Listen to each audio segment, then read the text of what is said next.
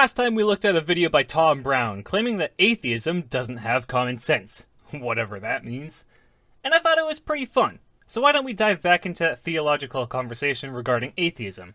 Today I'll be responding to a video titled 10 Questions for Atheists in 2021 by Trinity Radio.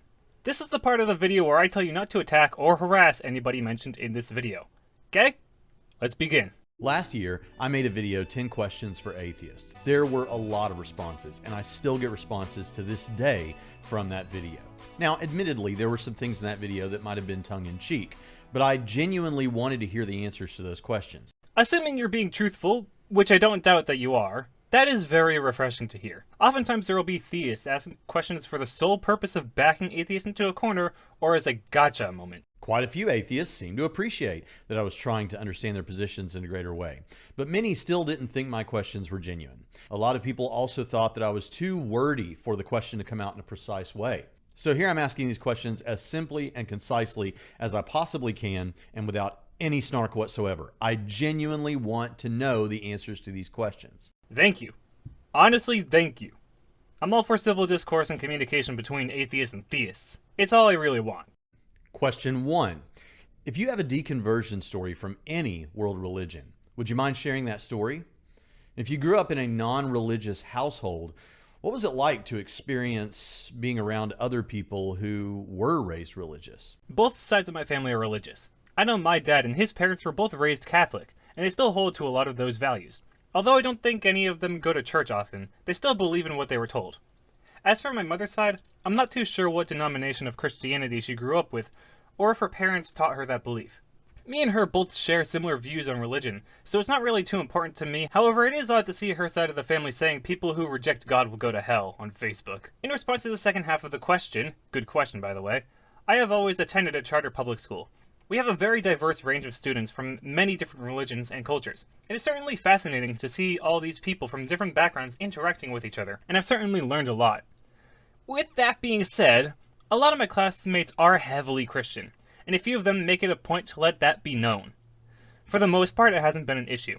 Occasionally, I'll be questioned why I don't accept Jesus, and sometimes it does get uncomfortable when they start talking about how much they love God, and how they think people who don't believe in Him or heaven must be so sad. Otherwise, it's just kind of interesting to be around people with a completely different worldview. Question number 2. Is there anything that Christian apologists or philosophers bring that you actually do consider to be good evidence for God? And if not, how do you define evidence? The number one reason I am an atheist is because nothing that has been presented to me has been convincing enough for me to believe, beyond reasonable doubt, that a God exists. To be perfectly honest, the Bible, as it stands in its many forms, has too many contradictions and nothing extraordinary enough for me to trust it. As for what I think counts as evidence, anything that is demonstrable in reality. Nothing that requires faith and something that is repeatable and testable.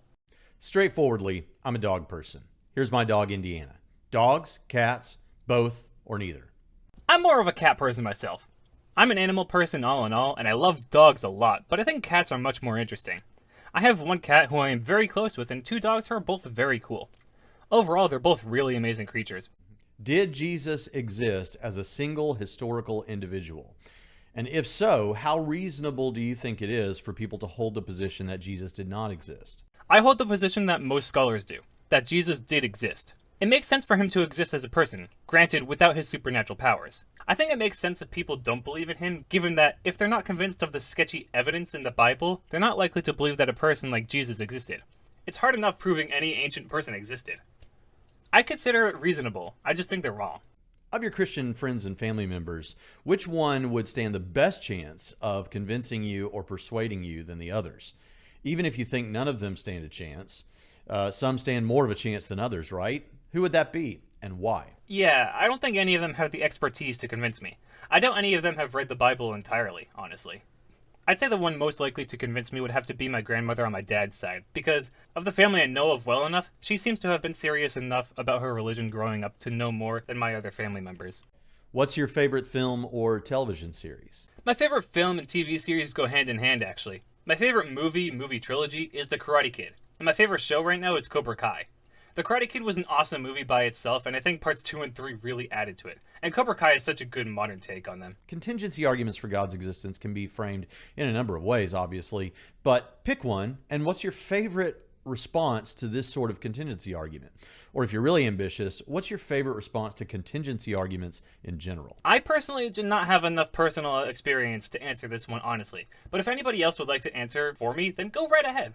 On your understanding of Christianity, what does it take for a person to become a Christian and experience everlasting life? Belief isn't a choice. So I'd say for someone to be a Christian, they either have to be presented with what they consider to be sufficient amount of evidence for Christianity, or be brought into that faith from an early enough age to the point where whatever they're told just becomes truth to them.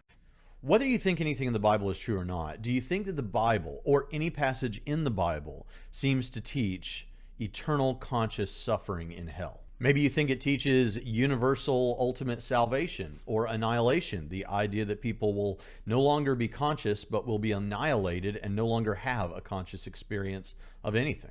Believe it or not, our concept of hell is actually a very modern concept. Imagery of hell and how we understand it today was completely unheard of for years after Jesus died. For me, someone who doesn't believe in an afterlife, I guess it just doesn't really matter to me. What do you think is the most dangerous or problematic issue that theologically conservative Christians hold to? And I'm talking about an issue or a position, not a person, a movement, or a party. A lot of those things you just listed kind of mesh together, so this might not be the answer you're looking for. I think that the largest issue that many conservative Christians have is suspension of disbelief, strictly so they can hold to whatever they personally believe. Take creationism, for example. Many people will completely deny or ignore the science of evolution simply so they can continue to believe in their unfalsifiable story of creationism as told in Genesis. This is a major issue because it can be transferred over anywhere in life. Accepting any position without reasonable evidence and rejecting evidence that suggests something outside of the belief can be dangerous. Well, that's the list for 2021. Thanks for taking the time to watch the video, and I sure hope you will respond in the comments or make your own video in response. I'd love to hear what you have to say because I genuinely want the answers to these questions. Thanks for showing up, and I'll see you next time on Trinity Radio. So yeah, that's all the questions Trinity Radio had for us. I certainly enjoyed responding, and I hope this video reaches you, Braxton. Anyway, I know this still isn't what's typical of my channel, but stuff like this might be more common, so subscribe if you'd like to see more of this. Have a good day.